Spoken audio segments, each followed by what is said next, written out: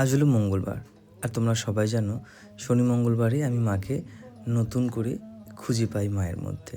হ্যাঁ, ঠিক তেমনই মঙ্গলবার সন্ধ্যায় সমস্ত কাজকর্ম সেরে কাজ থেকে বাড়িতে ফিরে নিজের কাজ নিজে করে ফ্রেশ হয়ে এসেছি মায়ের মন্দিরে। মায়ের মন্দিরে আসার পরেই শনিবার আর মঙ্গলবার মায়ের মধ্যে একটা আলাদাই সৌন্দর্য আমি উপলব্ধি করি, সত্যি কথা বলতে।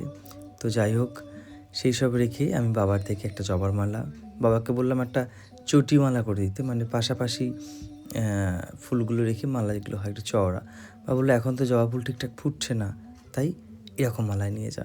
আমি একটা মালা, ভোলেনাথের জন্য আকন্দ মালা, আর তার সঙ্গে একটু মিষ্টি এনেছিলাম আজকে।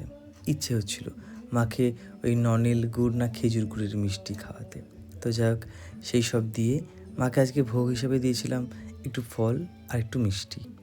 কারণ বেশি কিছু আমি ঠিক অন্যান্য সময় দিই না, শুধুমাত্র অমাবস্যার সময়, অমাবস্যার দিনগুলোতে বেশি কিছু ভোগ বা প্রসাদ বানিয়ে দিই হাতে।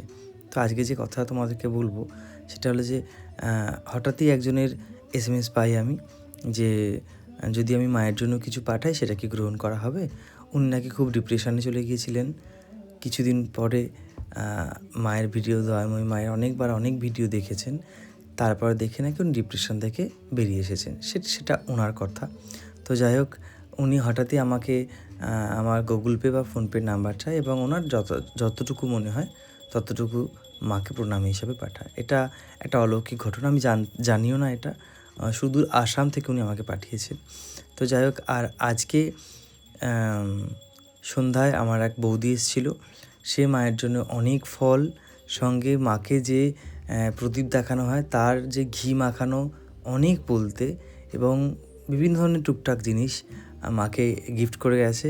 এবং আমার এক বন্ধু পুচু, সে মাকে ভোগের জন্য একটি প্রেশার কুকার দিয়েছে, যে প্রত্যেক সময় তো বা প্রত্যেক অমাবস্যায় মায়ের ভোগ হয়, তুই কিন্তু এই প্রেশার কুকারটা মায়ের ভোগ রান্না করে দিস। তো যাই হোক, সবাইকে ভালো রেখো মা, তুমি ভালো থেকো।